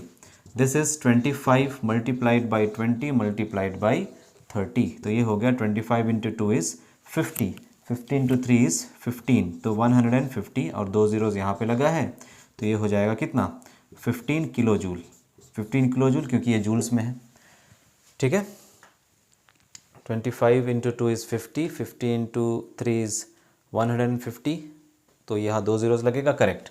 तो 15 किलो जूल का एनर्जी ये जनरेट कर पाएगा, मतलब इसमें हीट जनरेट होगा इतना। क्वेश्चन नंबर 3 देखेंगे, an electric motor takes 5 ampere from 220 volt line. ठीक है, एक इलेक्ट्रिक मोटर है जो कितना करंट ले रहा है, ये कितना करंट ले रहा है, ये 5 एम्पियर का करंट ले रहा है। सो करंट इज 5 एम्पियर, कहाँ से, 220 वोल्ट का सप्लाई से, voltage is 220 volt, correct. Determine the power of the motor and the energy consumed in 2 hours, time is equal to 2 hours. ठीक, हमें एनर्जी भी निकालना है, पावर भी निकालना है। तो सबसे पहले पावर कैलकुलेट कर लो। पावर का फॉर्मूला होता है V into I, power is equal to V into I, voltage is 220 and current is 5 ampere. इसको मल्टीप्लाई करेंगे, 5 2 ज़ार 10, कैरी 1, दिस इज कितना 1100, करेक्ट। 5 2 ज़ार 10, कैरी 1 11, तो ये हो गया इतना वाट, 1100 वाट का पावर जनरेट कर रहा है ये। एनर्जी के लिए क्या यूज़ करते हैं, energy is equal to power multiplied by time, energy is equal to power multiplied by time, because power is equal to energy by time, तो एनर्जी हो जाएगा पावर इंटू टाइम। ठीक है, VIT भी कर सकते हो तुम डायरेक्टली, V इंटू आई इंटू टी कर दो, पावर वही होता है ना VI, तो हम VI तो ऑलरेडी निकाल चुके हैं। 100 multiplied by time is in hours, तो इसको आवर्स में लिख लेते हैं, 2 आवर्स है ना। देखो आंसर क्या आएगा, यहाँ से आएगा 2200, बट ये एनर्जी जूल्स में नहीं आएगा, किस में आएगा, ये एनर्जी आएगा, ये वाट में था, ठीक है, ये वाट में था और ये आवर में था, वाट आवर में आएगा, ये एनर्जी आएगा वाट आवर में। और अगर तुम एनर्जी जूल्स में निकालना चाहते हो तो इस आवर को सेकंड्स में कन्वर्ट करो, 2 multiplied by 60 multiplied by 60 seconds में कन्वर्ट कर देंगे, और मल्टीप्लाई करेंगे तो वो सेकंड जूल्स में आंसर आएगा। फिलहाल आंसर आया वाट आवर में। Watt hour is also the unit of energy, because यहाँ देखो what is the unit of power and hour is the unit of time, power multiplied by time is energy. अब इसको kilo watt में convert करेंगे तो इसको divide कर दो 1000 से, ये बन जाएगा 2.2 किलो वाट इंटू आवर। ठीक है, इसको किलोवाट में करने के लिए, कन्वर्ट करने के लिए यहाँ पे 1000 से डिवाइड कर देंगे तो ये 2.2 हो जाएगा, किलोवाट में कन्वर्ट हो गया, और ऐसे ही रहने देंगे तो एनर्जी आएगा 2.2 kilowatt hour. I hope this is clear.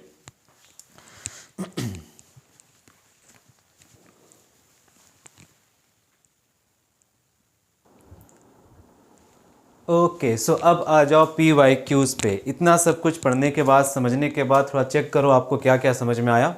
देखो ये क्वेश्चन नंबर 4 है ना, ये 2024 में पूछा गया है। क्वेश्चन नंबर 5 2021-22 में पूछा गया है। क्वेश्चन नंबर 6 2025 का है। क्वेश्चन नंबर 7 भी 2025 का है। बच्चों इन क्वेश्चंस को कर लो, अगर आपसे सारा क्वेश्चंस बन जाता है तो भाई आपका कॉन्सेप्ट बिल्कुल क्रिस्टल क्लियर हो चुका है। अब आपको थ्योरी तो कम से कम पढ़ना नहीं पड़ेगा, केवल क्वेश्चंस प्रैक्टिस कर लेंगे, काम चल जाएगा। चलिए ट्राई कीजिए, पॉज करिए, ट्राई कीजिए क्वेश्चन नंबर 4, 5, 6 एंड 7। ठीक है, क्वेश्चन बनाने के बाद रिज्यूम करके आंसर्स मैच कर लेना। चलो देखो क्वेश्चन नंबर 4 क्या है। हमारे पास ये सर्किट दिया गया है, हमें बोला जा रहा है calculate the power in watts in 2 ohm resistor. तो 2 ओम रजिस्टर में कितना पावर जनरेट हुआ हमें कैलकुलेट करना है। तो कैलकुलेट करने के लिए हमें क्या पता होना चाहिए, पावर कैलकुलेट करना है तो हमें क्या क्या दिया गया है, रेजिस्टेंस दिया गया है इस रजिस्टर का, दैट इज़ 2 ओम। ठीक है, हमें वोल्टेज दिया गया है, voltage V is equal to 6 volt, और कुछ भी नहीं दिया गया। तो पावर कैसे निकाला जाए, अगर हमें करंट पता चल जाता है तो हम पावर निकाल सकते हैं V स्क्वायर। एक सेकेंड रुको, हाँ पावर तो अभी भी हम निकाल सकते हैं, power is equal to V square by R करके। ठीक है, पावर निकाल लेते हैं। तो पावर का बहुत सारा फार्मूला था, वो फार्मूला बताइए जिसमें V और R का रिलेशन होता है।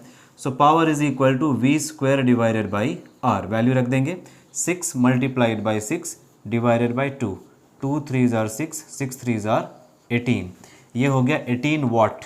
क्यों हुआ वाट, देखो ये रेजिस्टेंस का SI यूनिट है, ये वोल्टेज का भी SI यूनिट है, तो जो पावर तुम निकालोगे वो भी SI यूनिट में ही निकलेगा। ऐसे चेक करने का तरीका होता है, अगर कोई भी क्वांटिटी का जो यूनिट है वो SI में नहीं होगा तो आंसर भी SI में नहीं आएगा।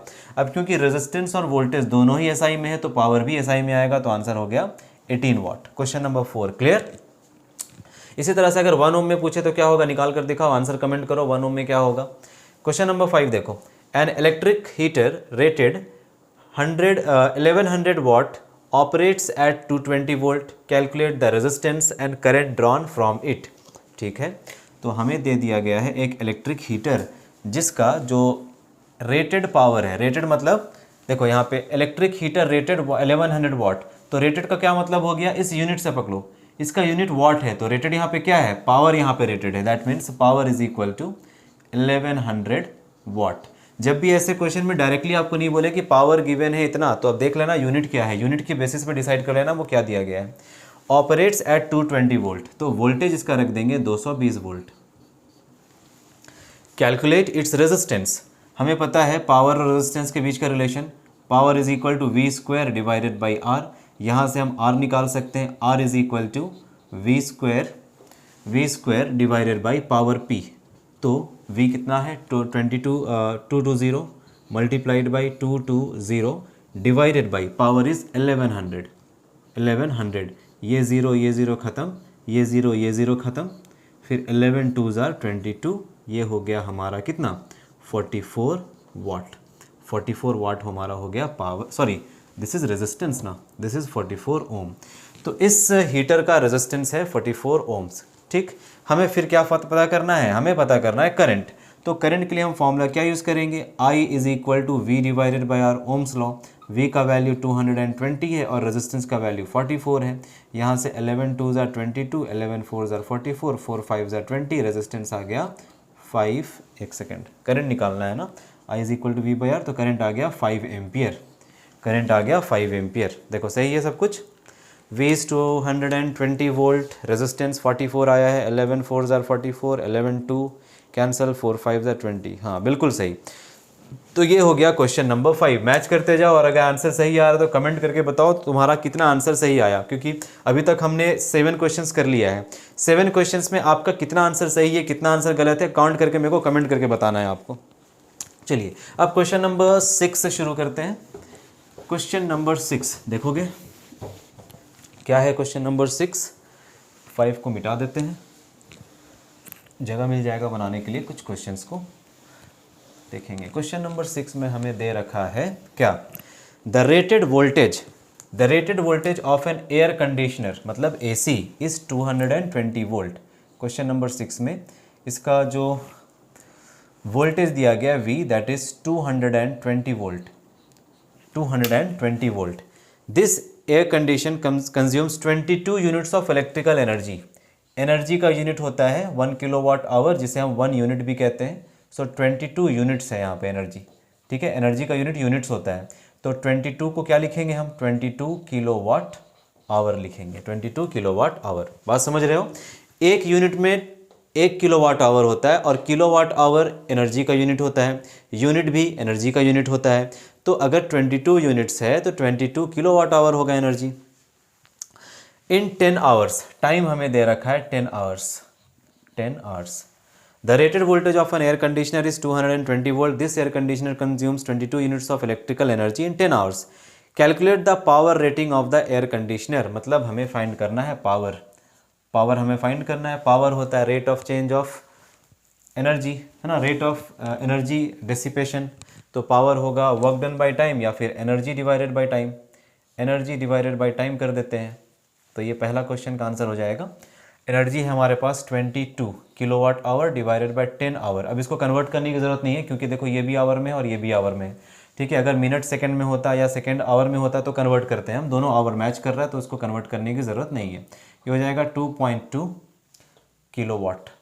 2.2 किलोवाट। किलोवाट क्यों आया, क्योंकि आवर्स में था ये, इसीलिए यहाँ पे किलोवाट था, आवर से आवर कट जाएगा, केवल किलोवाट बचेगा। तो 2.2 किलोवाट, ठीक है। अब देखो पावर हो गया हमारे पास कितना, 2.2 किलोवाट। अगर इसे आप वाट में कन्वर्ट करना चाहते हैं तो 2.2 को मल्टीप्लाई कर दो किससे, 1000 से, ये वाट में कन्वर्ट हो जाएगा।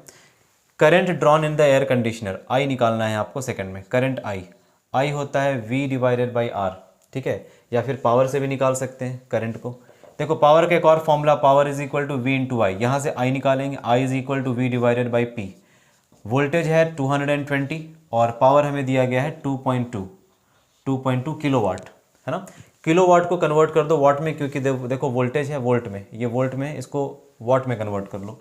ये हो जाएगा 2.2 मल्टीप्लाइड बाई 1000 वाट, तो आंसर आ जाएगा 2200 वाट। तो यहाँ पे लिख लेंगे 2200 वाट, क्योंकि आप वोल्टेज का ऐसा यूनिट रख रहे हैं, वोल्टेज का ऐसा यूनिट वोल्ट रख रहे हैं, तो पावर का भी ऐसा यूनिट वाट रखना पड़ेगा। 0 से ये cancel, 11 2s are 22, 11 20s are this, 2 into 10, तो ये आ गया हमारे पास 1 divided by 10 ampere which is equal to 0.1 ampere current, ठीक है। Resistance of the AC air conditioner, resistance of the air conditioner find करना है। तो अगेन रेजिस्टेंस फाइंड करने के लिए हमें करंट पता है, हमें वोल्टेज पता है, R is equal to V by I use कर लो। देखो यहाँ पे तुम अलग अलग फॉर्मूला यूज़ कर सकते हो, P is equal to V square by R करके भी कर सकते हो, ठीक है। Ohm's law V is equal to I R करके भी निकाल सकते हो। तो मैं यहाँ पे ओम्स लॉ ही यूज़ कर रहा हूँ, V is equal to I R. हमें चाहिए रेजिस्टेंस R हो जाएगा V divided by current I। तो वोल्टेज कितना है, वोल्टेज है, कहाँ गया, वोल्टेज है 220 वोल्ट, यहाँ रख दो वैल्यू 220 वोल्ट। और करंट हमारे पास क्या मिला है, करंट है 1/10, तो 1 डिवाइडेड बाई 10 कर देंगे, 10 ऊपर चला जाएगा, तो ये बन जाएगा 22 इंटू 10, ये हो गया 2200 ओम, 2200 ओम्स। देख रहे हो कितना सिंपल क्वेश्चन है। केवल फॉर्मूला याद कर लोगे ना तो आधा क्वेश्चन तो आप ऐसे ही समझ जाओगे और बना लोगे, आंसर भी सही आएगा। बस कैलकुलेशन में थोड़ा आपको फास्ट होना पड़ेगा। मैच कर लो आंसर्स, बताओ कितने लोगों का क्या क्या सही हो रहा है, क्या क्या क्वेश्चन गलत हो रहा है, बताइए कमेंट करके। चलो लास्ट क्वेश्चन, क्वेश्चन नंबर 7 देख लो, इसके बाद कुछ और क्वेश्चंस कराऊंगा, पहले ये कर लो। क्वेश्चन नंबर 7, क्वेश्चन नंबर 7 में हमें क्या कह रहे हैं कि consider 2 lamps A and B of rating 50 watt and 220 volt and 25 watt 220 volt respectively. मेरे को किसी बच्चे ने मैसेज किया था, कमेंट किया था कि सर लैम्प्स वाले क्वेश्चन कराइए। देखते हैं किस बच्चे ने किया था, उसी बच्चे के रिक्वेस्ट पे मैंने ये क्वेश्चन डाला है। एक और क्वेश्चन मैं कराऊंगा उसके लिए। बच्चा का नाम MD Babu BI3HO, I don't know इसका क्या मतलब है। सो ओके MD बाबू, देखो आपने मेरे को रिक्वेस्ट किया था sir, love you sir, love you too बच्चा। इसी तरह पावर के क्वेश्चन भी आते हैं, लैंप रहता है मतलब 2 लैंप रहता है। अच्छा यहाँ पावर है क्या, हाँ पावर वाले क्वेश्चन हैं। चलो तो ये आपके लिए है, देखो आप मेरे को रिक्वेस्ट कर रहे थे, एक क्वेश्चन और मैं आपको कराऊंगा, पहले ये क्वेश्चन देख लो। Question number 7, consider 2 lamps A and B of rating 50 watt 220 volt and 25 watt 220 volt respectively. हमारे पास दो लैम्प्स हैं, lamp number 1 and this is lamp number 2। इस लैम्प का जो ये लैम्प ए है, this is lamp A and this is lamp B. First वाले लैम्प का पावर रेटिंग हमें दिया गया है 50 वाट 220 वोल्ट, 50 वाट एट 220 वोल्ट। और सेकेंड लैम्प का रेटिंग क्या दिया गया है 25 वाट 220 वोल्ट। तो ये है आपका पावर रेटिंग, ठीक है। तो ये हो गया लैम्प 1, ये हो गया लैम्प 2। क्या निकालना है हमें, resistance of A is to resistance of B. तो इस वाले लैम्प के लिए हमें पावर कितना दिया गया, power of lamp A is 50 watt and power of lamp B, power of lamp B is given 25 watt. अब यहाँ पे देखो, यहाँ पे हमें वोल्टेज दिया गया है लैम्प ए का, दिस इज 220 वोल्ट, और हमें वोल्टेज दिया गया है लैम्प बी का विच इज़ इक्वल 220 वोल्ट। ये पावर रेटिंग जो मैंने अभी इससे पहले समझाया था उसी पे क्वेश्चन है। देखो, जब इस बल्ब को तुम 220 वोल्ट के पोटेंशियल डिफरेंस से कनेक्ट करते हो तो ये 50 वाट का मैक्सिमम पावर जनरेट करेगा, मतलब 50 वाट का पावर इसमें आएगा, मतलब ये जनरेट कर सकता है। इसी तरह से ये बल्ब को जब 220 वोल्ट से कनेक्ट करोगे तो इसमें 25 वाट का ही पावर जनरेट हो पाएगा, ठीक है। तो दोनों का पावर रेटिंग अलग अलग है। हमें पूछ रहा है resistance of A by resistance of B निकाल कर दिखाइए। तो रेजिस्टेंस और पावर वोल्टेज में क्या रिलेशन होता है, R is equal to power is equal to V square by R. ये फॉर्मूला होता है ना पावर का रेजिस्टेंस और वोल्टेज के टर्म्स में। So power is equal to V square divided by R. हमें निकालना है रेजिस्टेंस, तो रेजिस्टेंस बन जाएगा वी स्क्वायर डिवाइडेड बाई क्या, V square divided by P. तो इस फॉर्मूला को हम यूज़ करेंगे और इसका V square by P ratio निकालेंगे। तो रेशियो निकाल लेते हैं सबसे पहले, R A divided by R B, ये निकालना है हमें। तो रेजिस्टेंस ऑफ ए, तो ये हो जाएगा वोल्टेज ऑफ ए का square divided by power of A divided by resistance of B है तो वोल्टेज ऑफ बी का square divided by power of B. इसको सॉल्व कर लो थोड़ा, ये बन जाएगा वोल्टेज ऑफ ए का square divided by power of A multiplied by power of B divided by voltage of B का स्क्वायर। अब बच्चा देखो, यहाँ पे वोल्टेज ऑफ ए और वोल्टेज ऑफ बी दोनों बराबर है यहाँ पे, तो जो वैल्यू वी ए स्क्वायर का आएगा same value V B square का आएगा, क्योंकि ये दोनों 220 वोल्ट का है तो दोनों कैंसिल हो जाएगा। तो जो रेशियो आएगा वो power of B divided by power of A का आएगा, ठीक है। मतलब सेकेंड बल्ब का power divided by first bulb का पावर, ये होगा। तो वैल्यू रख देंगे यहाँ पे। पावर ऑफ बी कितना है हमारे पास 25 वाट है, और पावर ऑफ ए कितना है हमारे पास 50 वाट है, 50 वाट, ठीक है। तो ये हो गया 1:2, इसका रेशियो आ गया 1:2। ये सवाल आया था 2025 में। देख लो, मैच कर लो, समझ आया तो बताओ, नहीं समझ आया तो कमेंट करो। कोशिश करूँगा कि नेक्स्ट लेक्चर में क्लियर कर दूँ आपके डाउट्स को।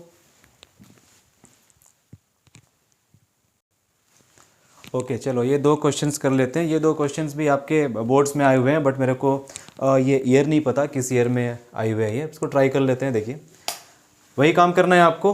क्या करना है, वीडियो को पॉज करना है, क्वेश्चंस को सॉल्व करना है, और अगर क्वेश्चन गलत होता है तो रिज्यूम करके चेक करना है, ठीक है। और क्वेश्चंस बनाने के बाद ये टोटल आज की क्लास में 9 क्वेश्चंस हुआ है। आप बताइए मेरे को कमेंट में कि आपका कितना क्वेश्चन सही है और कितना क्वेश्चन गलत है। चलो, और अच्छा, और अगर आप रेगुलर वीडियोस देख रहे हो तो प्लीज़ कम से कम लाइक कमेंट कर दिया करो, ताकि मेरे को भी पता चले कितने बच्चे देख रहे हैं, ठीक है। थोड़ा मोटिवेशन मिलता है, मोटिवेशन के लिए थोड़ा लाइक सपोर्ट या कमेंट भी कर दिया करो। चलो देखो, क्वेश्चन नंबर 8 क्या है। क्वेश्चन नंबर 8 है कि दो बल्ब हमारे पास हैं। एक बल्ब है 40 वाट का जिसका पावर रेटिंग है 220 वोल्ट, मतलब ये बल्ब जो है 220 वोल्ट जब चलेगा, 220 वोल्ट पे जब कनेक्ट होगा तो 40 वाट का पावर जनरेट करेगा। और ये जब 220 वोल्ट पे कनेक्ट होगा तो 60 वाट का पावर जनरेट करेगा। अब चेक करो, ये दोनों बल्ब्स किस पे कनेक्टेड है, 220 वोल्ट पे ही कनेक्टेड है। मतलब पहला वाला बल्ब जो पावर दे रहा होगा वो 40 वाट होगा और दूसरा वाला बल्ब 60 वाट होगा, क्योंकि दोनों का पावर रेटिंग 220 वोल्ट पे ही है। इसीलिए पहला बल्ब को देखो, 220 वोल्ट देने पे ये 40 वाट का पावर इसका होगा, और इसे 220 वोल्ट देने पे 60 वाट का पावर इसका होगा। तो दोनों को कनेक्ट किया गया है 220 वोल्ट पे, और हम जानते हैं पैरेलल में तो पोटेंशियल सेम रहता है। तो इस बल्ब का पोटेंशियल भी 220 वोल्ट, इस बल्ब का पोटेंशियल भी 220 volt. Calculate the current drawn from the supply. पहले इसमें टोटल पावर निकाल लीजिए आप। देखिए, टोटल पावर निकालने के लिए हम क्या करते हैं, पावर एक स्केलर क्वांटिटी है, तो पावर टोटल निकालने के लिए P1 plus P2 simply add कर दो। टोटल पावर हो जाएगा कितना, 40 वाट प्लस 60 वाट। जब भी आपको सर्किट्स में बहुत सारे बल्ब्स कनेक्ट मिलते हैं तो आपको अगर पूरे सर्किट को सॉल्व करना है, पूरे सर्किट में करंट निकालना है या पूरे सर्किट का एनर्जी कितना कंज्यूम हुआ वो निकालना है, तो सबसे पहले क्या करो कि पावर को ऐड कर दो, दोनों पावर को ऐड कर दो, एक साथ निकाल लोगे, ये हो जाएगा 100 वाट। तो इस पूरे सर्किट का टोटल पावर है 100 watt. Calculate the current, current का फॉर्मूला क्या है, power is equal to V into I, ये होता है फॉर्मूला, करंट और पावर के बीच का रिलेशन है ये, power is equal to V into I. हम पूरे सर्किट का टोटल पावर ले रहे हैं तो हम पूरे सर्किट का टोटल वोल्टेज लेंगे और पूरे सर्किट का टोटल करंट निकालेंगे। तो टोटल सर्किट का पावर है 100 वाट, पूरे सर्किट का वोल्टेज कितना 220 वोल्ट, और पूरे सर्किट का करंट हमें निकालना है, total current of the circuit. So I total हो जाएगा 100 डिवाइडेड बाई 22 0, ये कैंसिल हो गया, 2 5 10 एंड 2 11, आंसर आ गया 5 divided by 11 ampere. That means इस पूरे सर्किट के अंदर करंट कितना जा रहा होगा 5/11। Calculate the current drawn from the supply, यहाँ से कितना करंट ड्रॉ कर रहे हो उसको निकालना था, मतलब टोटल करंट। यहाँ से करंट कितना आएगा 5/11 एम्पियर। अगर आपसे पूछे कि इसमें कितना करंट गया और इसमें कितना करंट गया, तो आपको पता है यहाँ से करंट जब चलेगा तो करंट डिवाइड हो जाएगा, कुछ करंट इसमें चला जाएगा, कुछ करंट इसमें चला जाएगा। तो इस करंट को हम I1 कहेंगे, इस करंट को हम I2 कहेंगे। अब इसमें देखो पावर हमें दिया गया है, वोल्टेज हमें दिया गया, और सेम फार्मूला से हम current in 1 and current in second bulb निकाल सकते हैं। I is equal to power divided by voltage. First वाले बल्ब के लिए पावर रखो 40, डिवाइड कर दो 220 वोल्ट से, तुम्हें फर्स्ट वाले बल्ब में करंट मिल जाएगा। सेकंड में भी उसी तरह से सेकंड का पावर दिया गया, सेकंड का वोल्टेज दिया गया, वैल्यू रख करके सेकंड में करंट निकाल देना। दोनों में जितना करंट फ्लो हो रहा होगा दोनों को ऐड कर देना, तुम्हें सर्किट का टोटल करंट मिल जाएगा आई टोटल, जो 5/11 आएगा। ठीक है, ये भी क्लियर हो गया। नंबर बी, ये फर्स्ट का आंसर है। सेकेंड का आंसर देखो number B, calculate the total energy consumed by the 2 lamps together. दोनों लैम्प कितना टोटल एनर्जी कंज्यूम कर रहा है साथ में, व्हेन ऑपरेटेड फॉर 1 आवर। अब हमें यहाँ पे एक और इन्फॉर्मेशन दे रखा है, टाइम इज़ 1 आवर। 1 घंटे के लिए हम इस सर्किट को ऑन करके रखते हैं तो दोनों बल्ब साथ में कितना एनर्जी खर्च कर पा रहा है। हमें टोटल पावर पता है पूरे सर्किट का 100 वाट है, हमें टाइम पता है। एनर्जी निकालने के लिए क्या करते हैं, पावर मल्टीप्लाइड बाई टाइम। तो यहाँ पे हम क्या करेंगे, energy, total energy that is equal to total power multiplied by time. तो पावर टोटल कितना है हमारे पास, पावर हम निकाल चुके थे 100 वाट है, 100 वाट मल्टीप्लाइड बाई, अब देखो ये पावर का एसआई यूनिट है वाट, तो टाइम का भी एसआई यूनिट रखना पड़ेगा। 1 आवर का एसआई यूनिट सेकंड्स होता है, तो 60 इंटू 60 सेकेंड्स होता है एक सेकंड, एक आवर में 60 इंटू 60 सेकेंड्स। यहाँ मल्टीप्लाई कर दो, 60 मल्टीप्लाइड बाई 60 आ जाएगा 36 1 2 3 4 1 2 3 4 इतना जूल्स एनर्जी आएगा, या फिर आप इसे लिख सकते हैं 360 किलो जूल्स। ये देखो आ गया ना आंसर। तो बल्ब वाले क्वेश्चंस में डर लगता है क्योंकि आप क्वेश्चंस प्रैक्टिस नहीं किए होते या फिर आपको कॉन्सेप्ट बताया नहीं जाता है। अब देखो कॉन्सेप्ट आपको पता है, आपको कैसे सॉल्व करना है ये पता है आपको, तो आप कोई भी बल्ब का सवाल कर सकते हो जैसे बोर्ड्स में आता है आपका। अब क्वेश्चन नंबर 9 देखिएगा। क्वेश्चन नंबर 9 में हमें क्या करना है, एन इलेक्ट्रिक रेफ्रिजरेटर रेटेड 40 वाट, एक रेफ्रिजरेटर है जिसका पावर रेटिंग हमें दिया गया 40 वाट, ऑपरेट्स 8 आवर पर डे, हर एक दिन डेली हम उसे 8 घंटा के लिए चला रहे हैं, 8 घंटे के लिए यूज़ कर रहे हैं। तो what is the cost of energy to operate it for 30 days at rate of ₹3 per kilowatt hour. तो अगर हम इस इलेक्ट्रिक रेफ्रिजरेटर को डेली यूज़ करते हैं 8 घंटे के लिए, तो हमें इलेक्ट्रिक बिल कितना पे करना पड़ेगा जब हम उसे 30 दिन के लिए यूज़ करते हैं eight the rate of ₹3 per kilowatt our. That means देखो यहाँ पे आपको एनर्जी को किलोवाट आवर में निकालना है। पहले एनर्जी निकालो कि कितना एनर्जी आप खर्च कर रहे हो या फिर कितना एनर्जी आप यूटिलाइज कर रहे हो, उसके बेसिस पे फिर हम पावर वगैरह कैलकुलेट करेंगे। ओके, तो देखो क्या क्या दिया गया है हमें। पावर दिया गया है रेफ्रिजरेटर का, power is 400 watt, then operates 8 hour per day, time दिया गया है, time is 8 hours per day, एक दिन में 8 घंटे यूज़ किया जाता है इसे। Then what is the cost of energy to operate it for 30 days at the rate of ₹3 per kilometre. ये सेकेंड पार्ट बाद में करेंगे ये वाला, पहले हम एनर्जी निकाल लेते हैं कि 8 घंटा पर दिन यूज़ करने पे, पर डे यूज़ करने पे एक दिन में कितना एनर्जी ये खर्च कर रहा होगा। We all know the energy is E is equal to power multiplied by time. ये एक दिन का एनर्जी निकाल रहे हैं हम फिलहाल, एक दिन में ये कितना एनर्जी खर्च कर रहा होगा रेफ्रिजरेटर। So power is 400